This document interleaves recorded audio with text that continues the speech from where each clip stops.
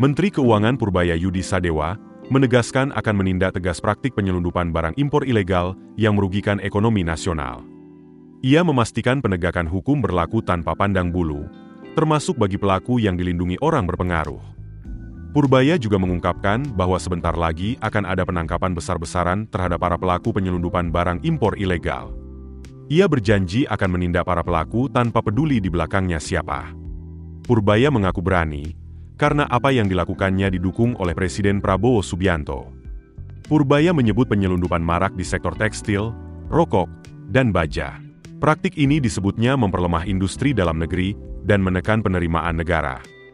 Ia pun bertekad untuk membasmi seluruh praktik penyelundupan di sektor-sektor tersebut. Setelah itu semua beres, perang melawan penyelundupan juga akan digencarkan ke sektor-sektor lainnya.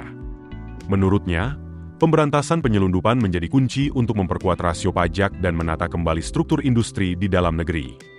Purbaya tak menampik, sebagian besar backing alias backing atau pelindung aktivitas rokok tanpa cukai justru berasal dari dalam instansi itu sendiri, yakni Direktorat Jenderal Bea dan Cukai.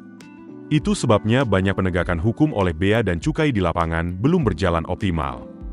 Misalnya di sektor rokok, banyak operasi penertiban justru menyasar warung-warung kecil, sementara distributor besar atau cukong rokok ilegal tidak tersentuh hukum.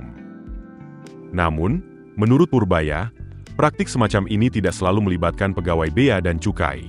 Banyak juga mendapat perlindungan dari kalangan berkuasa, sehingga petugas Bea Cukai di lapangan enggan bertindak.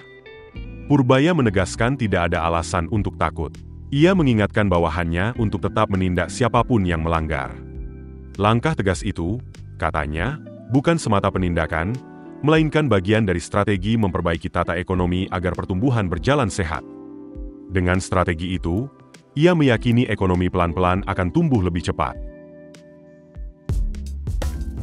Keputusan bisnis terbaik datang dari data, bukan tebakan. Mudah berlangganan Business Insight dengan subscribe with Google.